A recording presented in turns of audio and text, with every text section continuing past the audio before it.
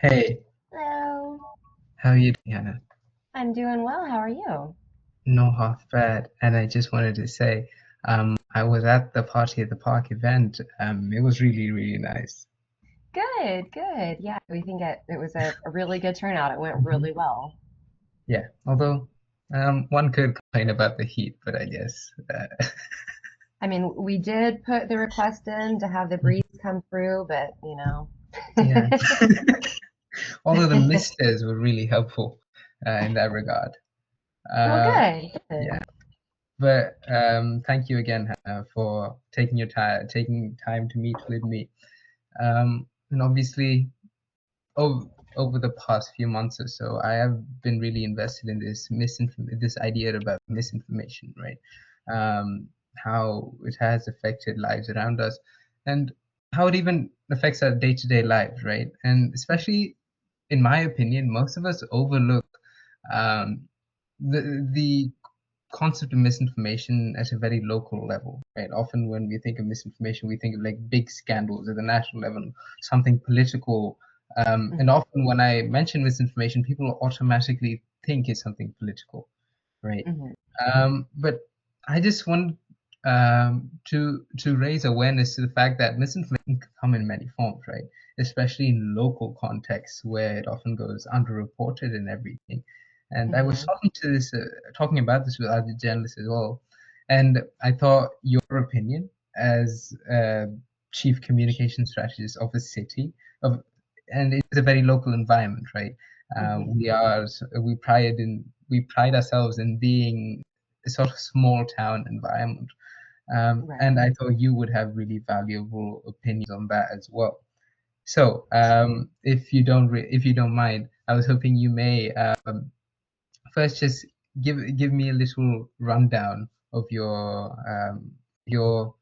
career, if you will, if your field of expertise, sort of like that. Sure. Yeah.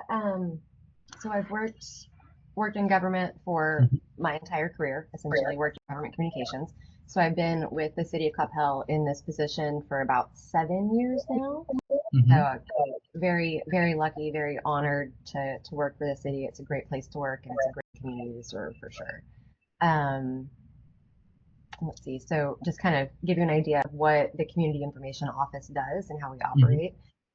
So I have a staff, including me, of four mhm, people. mhm, So we oversee the website, social media.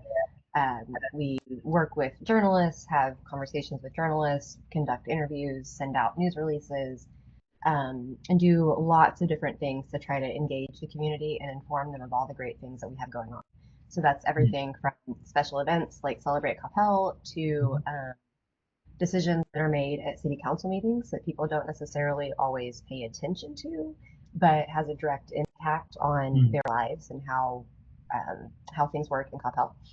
And then also, excuse me, getting information out about city services and city mhm, initiatives, programs, and the different things that we offer and different ways that we are here to serve residents and serve the community. So we work really hard to try to get all of that information out and try to educate the mhm, community about what's going on and making sure that people have the information they need and that mhm. it's accurate and that there's not that misinformation about the city. Right, that makes sense. So if I may move forward into like the actual questions about the topic of the day, if you will, how frequently does your office encounter misinformation or rumors even about things like city policies, events, or as you mentioned, even city council decisions? Mm-hmm. As much as I hate to say it, daily. I mean, usually not. When you say misinformation, you kind of touched on this earlier. People tend to think like big scandals or Mhm, political or something nefarious going on. And in my experience, most of the things that we run into are much more the little things that mhm, don't have that huge impact. Um, so, for example, a few weeks ago, may have been a month at this point, I'm not sure. mhm, We had a windstorm that came through town, and so we had mhm, lots of downed trees and branches and debris and stuff like that. mhm, So the city contracted with um, a service that brought out a claw truck to come and pick up different piles of debris. And so we push that information out to the community, let everybody know this is coming. And just recently, the other day, I saw a Facebook post, somebody asking, has the claw truck already come through? Is that done? Is that gone?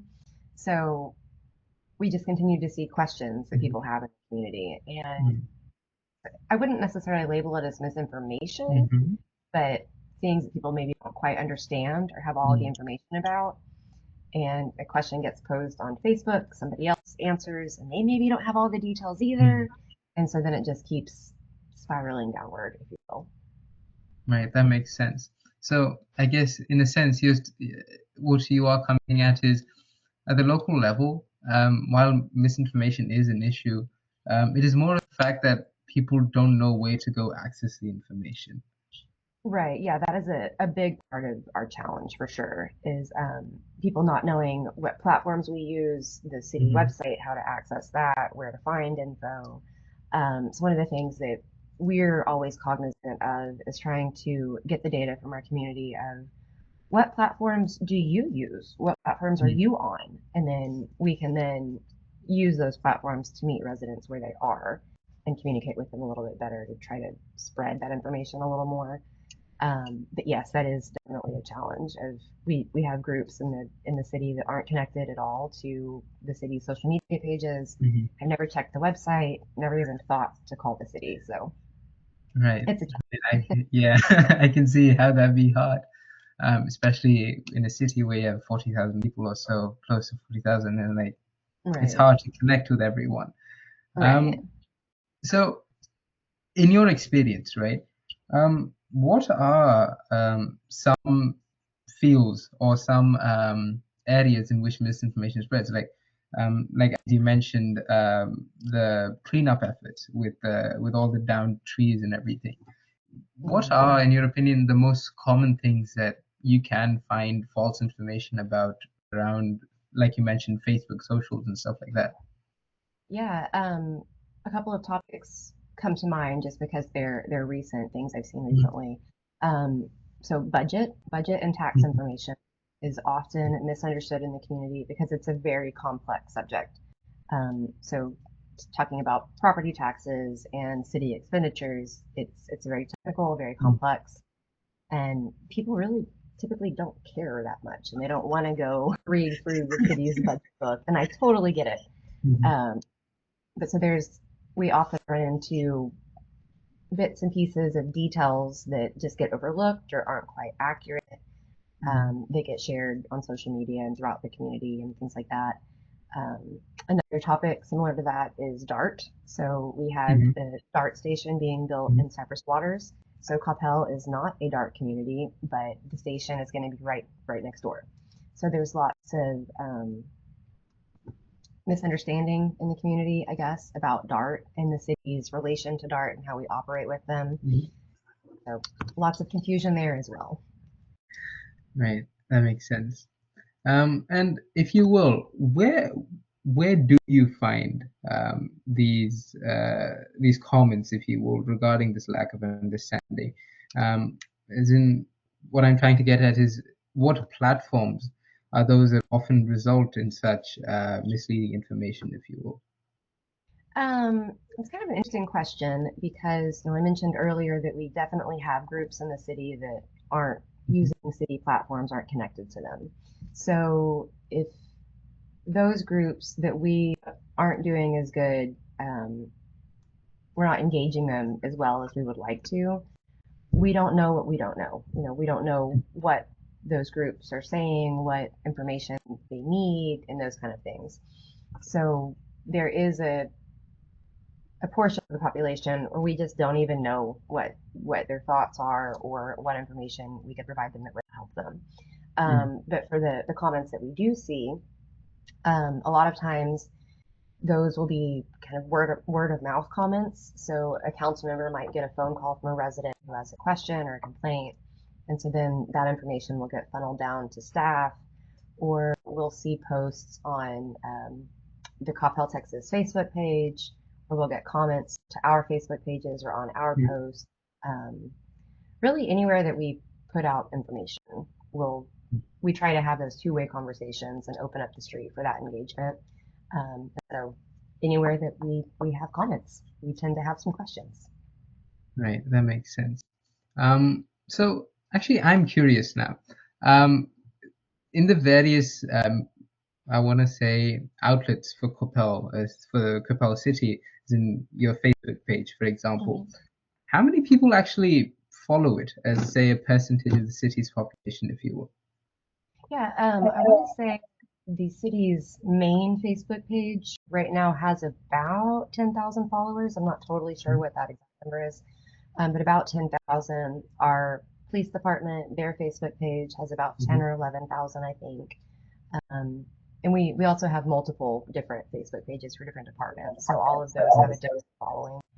Um, so you could say that that's maybe a fourth of the population, Mhm. but in reality, we have no way of knowing if those 40,000 followers Mhm. live in Coppell, or if Right. they just work in Coppell, or if they're a news outlet that's tracking what we're doing. We do Mhm. have that info, but we have to do a lot of digging to get down to that granular information. Right. Right. That makes sense. So, and so this is something that I've really found interesting, especially once I spoke to many local journalists. Mhm. What is the city's relationship with local journalists? Because it is often so, and I guess this is the story of journalism over the past half a century or so. Well, small news outlets, right, especially in rural areas, they've Mhm. started to close down because evidently they don't get enough business. And Coppell has been fortunate in the fact that we do have a thriving media environment to an extent. Mhm. We have the Coppell Chronicle, for instance, and Mhm. even Dallas Morning News covers Coppell. So, in your opinion, how does the city ever coordinate with local newspapers? Do they prioritize local newspapers? Do they try to advantage them in any way by providing them information and stuff like that? Yes and no. Mm. So in many ways, um, in the government communications industry, we've seen a shift from, um, back in the day, there was that really close relationship between public information officers, so government communicators, and journalists. So we would Mhm. work very closely. A lot of PIOs, public information officers, came out of the journalism field and then came over into cities. So there's always been, historically, there's been a really strong relationship between government communications industry and journalism. Mm. Uh, like you mentioned, with the changes that the journalism industry has seen and lots of newspapers shutting down or moving online, things like that, in many cities, and in Coppell, this is kind of the case. PIOs have started to, we've had to take on the role of being local media because, like the Dallas Morning News, for example, every now and then they'll pick up a story from Coppell, but for the most part, since we're so small in relation to their circulation and their readership, we don't get a lot of love from them, so they don't pick up a lot of our stories. Right. Um, and so it's really hard to get Coppell information into Mm. those bigger platforms and on broadcast media or in Mhm. bigger newspapers. So it is really important for us to have that relationship with our local papers Mhm. because they help us get that hyperlocal information out. Mhm. Um, and then you mentioned the Gazette. You didn't mention the Gazette. You mentioned the Chronicle. Mhm. So the Chronicle and Dan's paper has been extremely helpful for us over the last Mhm. few years in helping to get information out to the community.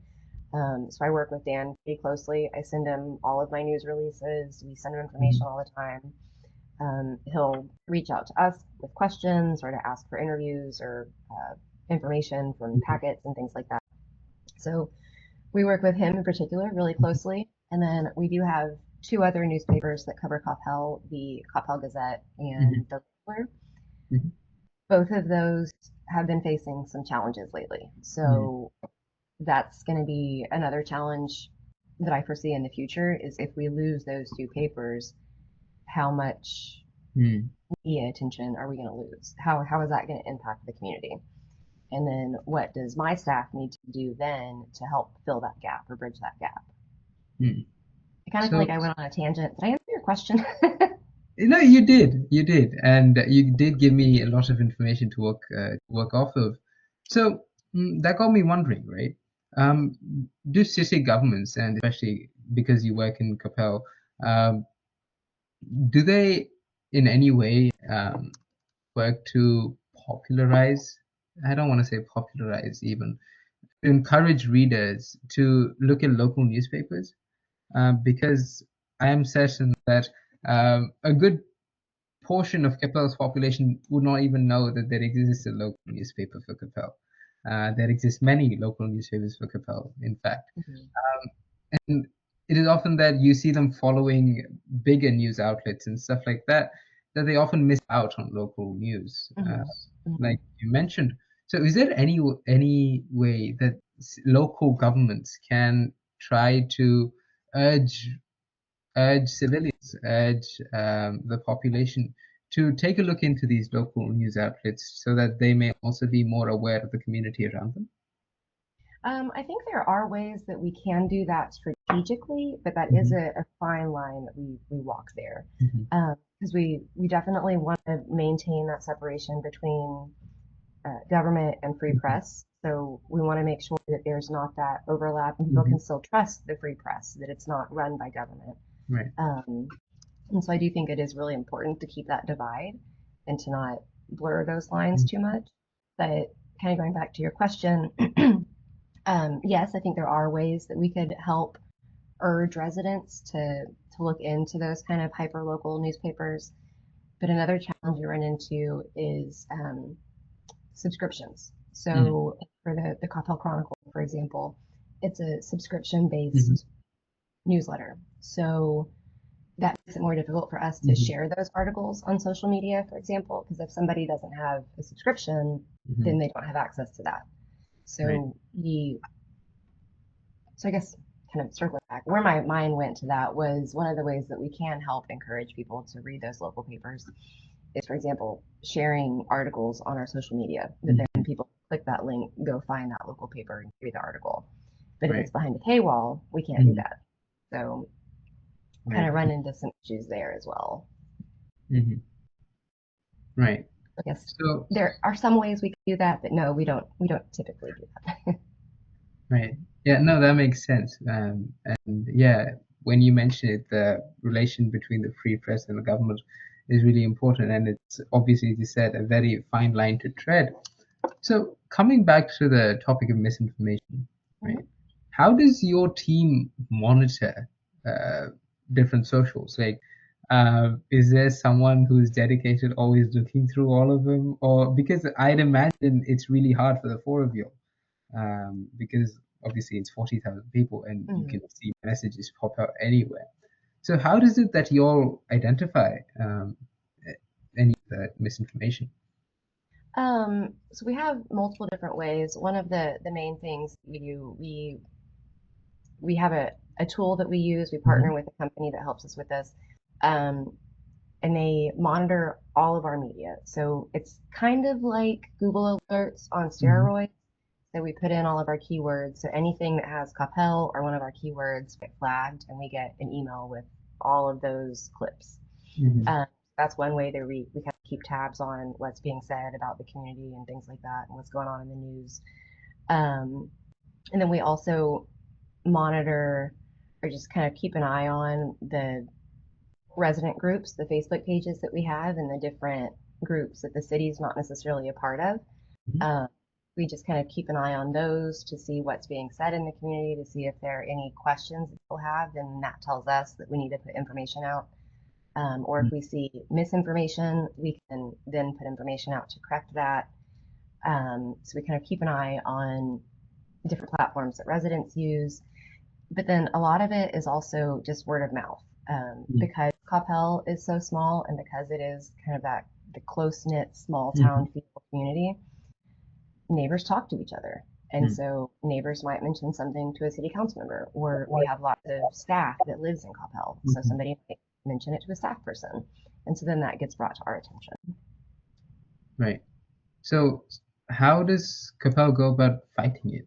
As in, if they see something wrong or false, how do they go about? flagging it and maybe even responding to it? It really depends on what the topic is or what the subject matter is. But typically, if we see something that is incorrect, we strategize internally. How can we address this? What would be the most effective way to put information out so that residents see that Mhm. and get the accurate information? So we'll put together campaigns based on whatever that topic is that gets that information out to the public. So we utilize all of the different platforms that we have. Mhm. Um, so we can put signage in different facilities, which is what you see behind me, with correct information. We'll put Mhm. information on the website, post it to social media, and we try to make things engaging to where if you're scrolling through Instagram, you see the image, you want to stop. So we try to create those thumb stopper images that Mhm. make you stop and slow down and read. So there's a balance between getting the correct information out, but also making it to where people actually want to read it and click it and see it. Because we Mhm. can post accurate stuff all day, but if you don't want to read it, it doesn't matter. Mhm. So we Right. try That to makes sense. create things to be engaging and educational. Mm. Right, that makes sense.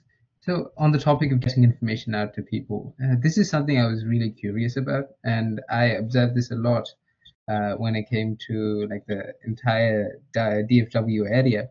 Mhm. How do local governments, especially like small towns like that, how do we get out information about elections, especially city elections?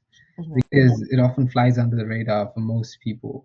You see very low turnout and all Mhm. that. So, how does the city get information out about where to vote, when to vote, and who's on the ballot? Yeah, so when we have municipal elections, that's something that we'll run a major campaign around. Mhm. So we'll do multiple social media posts. We'll have all the information on the website, on all the different signage Mhm. that we have. We've done like voter registration days. We bring people Mhm. in to register to vote, things like that. And then we've tried to do some things that bring people in to the polling locations. Mhm. So, for example, a couple of years ago, we did a campaign that was the bare necessities of voting. And so we put all the information out about all the details you need and all the things you Mhm. need to go vote. But we also gave away little teddy bears that had a Coppell t-shirt on them. So when you came to vote, you'd get a teddy bear. So we incentivized people to come Mhm. out and vote, and people got excited about them. They wanted a bear, so they would come and vote.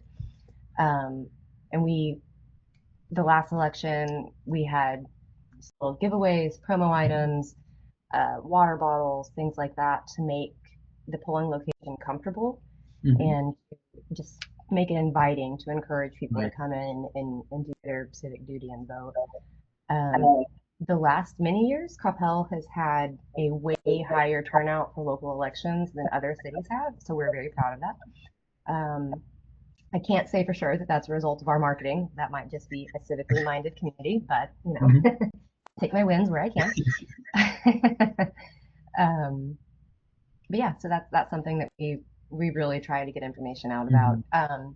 With that said, elections are another thing where we have to walk that fine line Mhm. between being political as a city government, where we need to stay neutral, Mhm. versus a politician that does have a Mhm. little more way to be political about things. So any information we put out about voting, it's very neutral. We're not telling you to vote one person or another. Mhm. It's about here's the polling location, here's the date and time, here's what you need to do. Right. Right. That makes sense. Um, this is interesting for me because so obviously city elections are officially non-partisan, right? Mhm. And most of the time they are because I think I heard this from one of the journalists I interviewed. He made a really nice analogy. A pothole is just a pothole; it doesn't have a That's what party. I was You about to just need say. it. Yep. Potholes are not Republican or Democratic. And I think that's a really nice culture to go about because obviously it keeps out the big tensions out of what is essentially a community deciding how to take the next step Hmm. forward, right? Um, so, are there instances where the city government and especially the staff, uh, are there ever instances where you would get pulled into such partisan politics, if you will? Um, no. Okay, that's relieving. We really do try to stay neutral, and Hmm.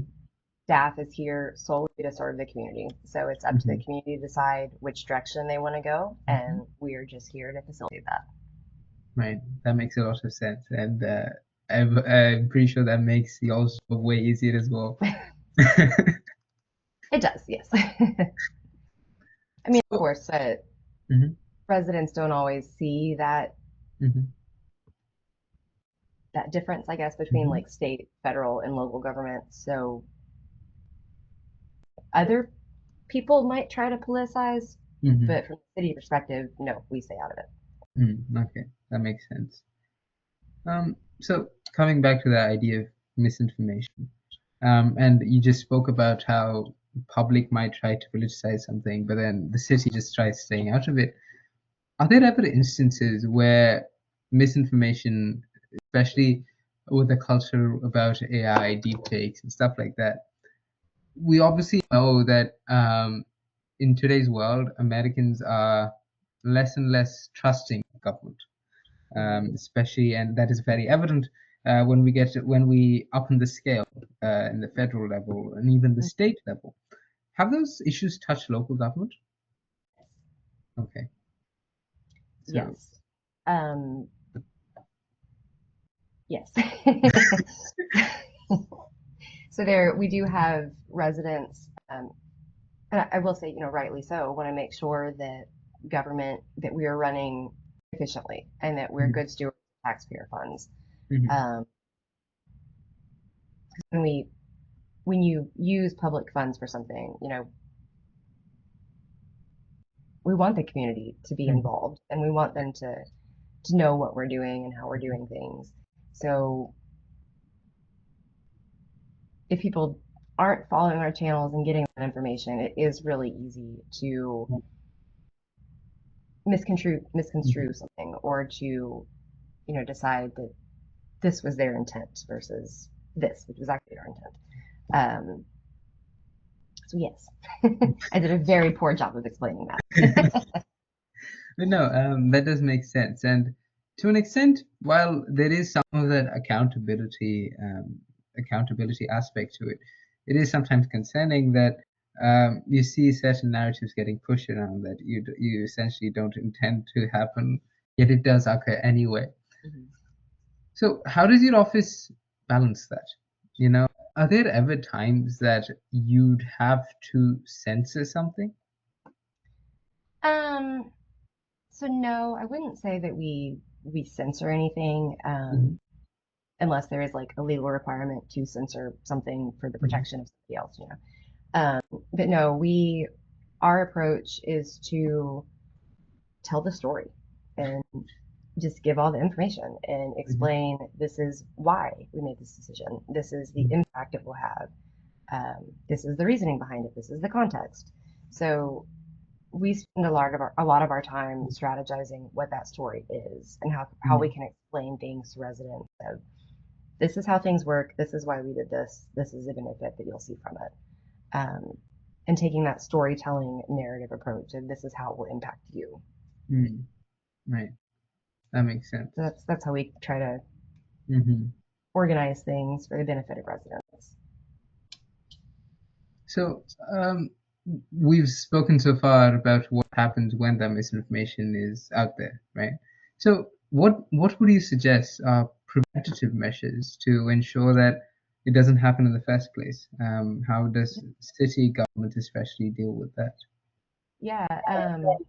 So, whenever we're strategizing campaigns or information that we're going to put out, one of the things that we always ask ourselves is what questions will we get?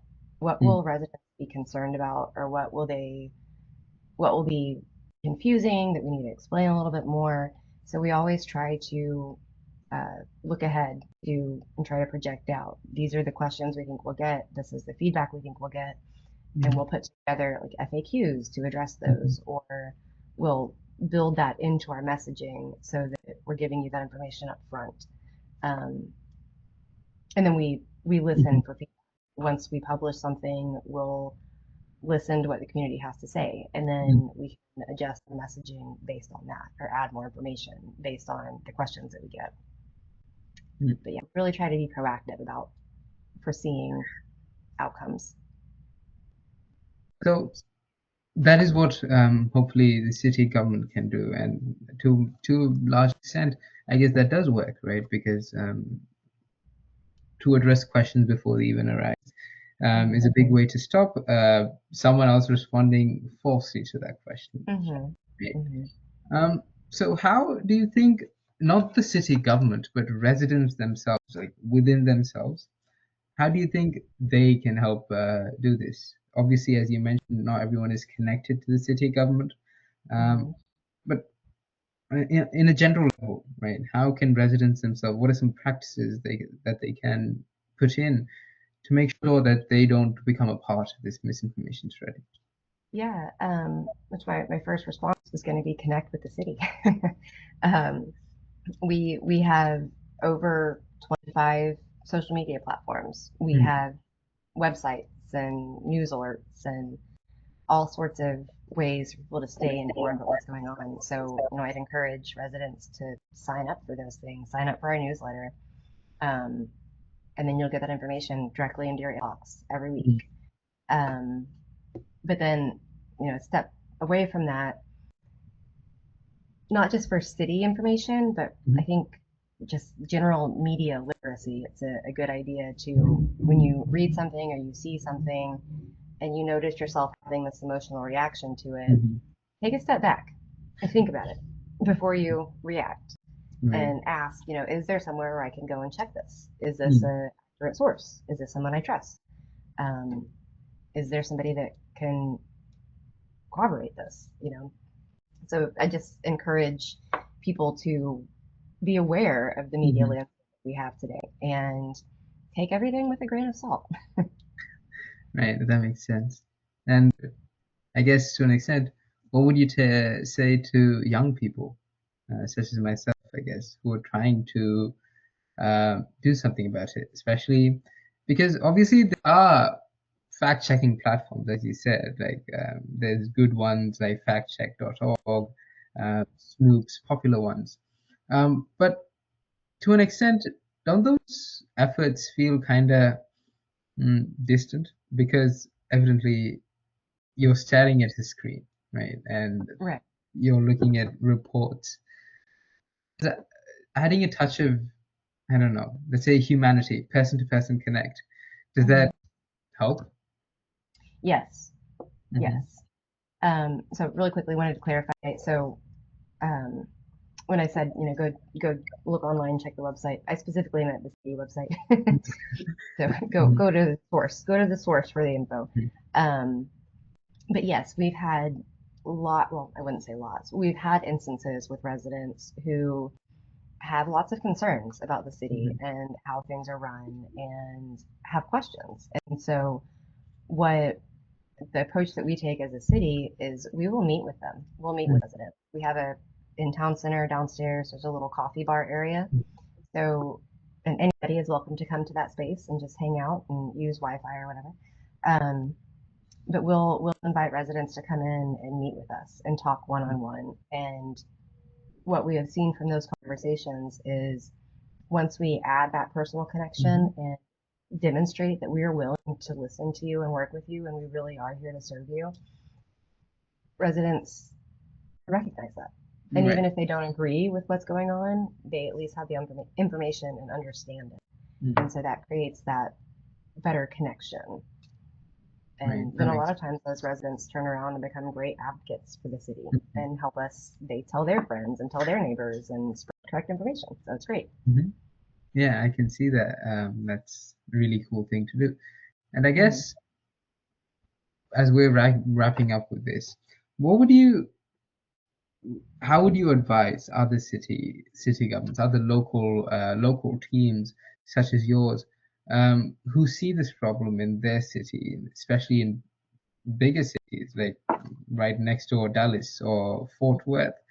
Obviously, they have way bigger populations than even Irving, right? Because they have bigger populations. What would you suggest? What is some advice that you would give them, or any city for that matter, with this problem of misinformation? Um, I think every city is just so different, and the culture of every city is different. And within the city's culture, you have different Right. subcultures and cultural groups.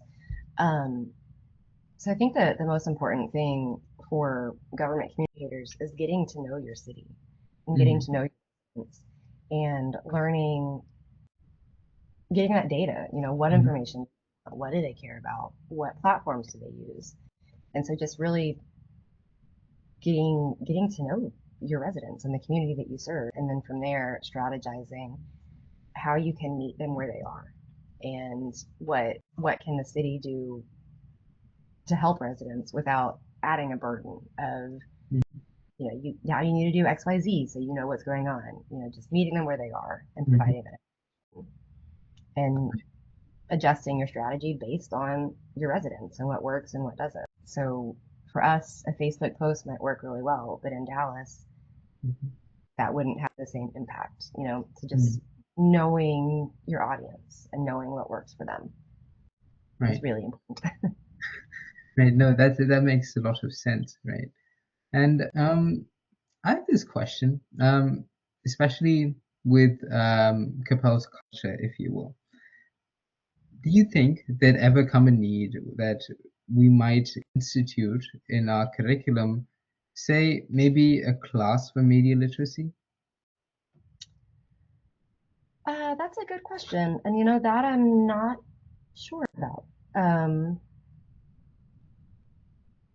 so I mean, if you talk about curriculum specifically with like CISD, is that what you mean?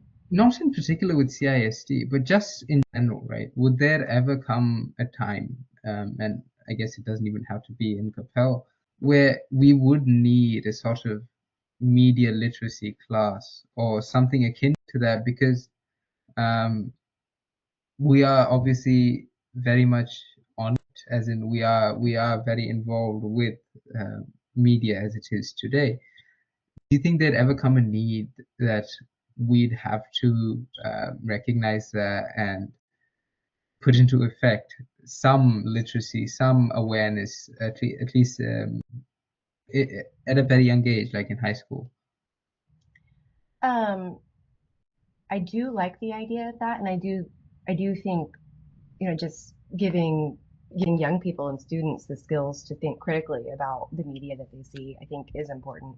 Um, I don't know that that would need to be government driven though, or Mm-hmm. government involved at all. Mm-hmm. Just um, in general, I think the the more information a population has, the better off they are, Right. and the more critical thinking that they're able to do, the better off they are. But I don't know that that's the city's responsibility, if you Mm-hmm. will. Mm-hmm. That makes sense. Yes.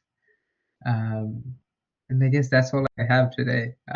Most of those questions were kind of unscripted, but they were fun. Uh, because I did get a lot from your responses. I did learn a lot, and hopefully the conversation was as enjoyable for you as it was Oh, for it was me. awful. No, it was great talking to you. Right. And thank you for your time, and have a good week. Yeah, thank you. And yeah, same to you. And let me know if there's any other Mhm. questions you have or I can clarify anything. Right. Thank you. Thank you. Okay, thank you. Bye.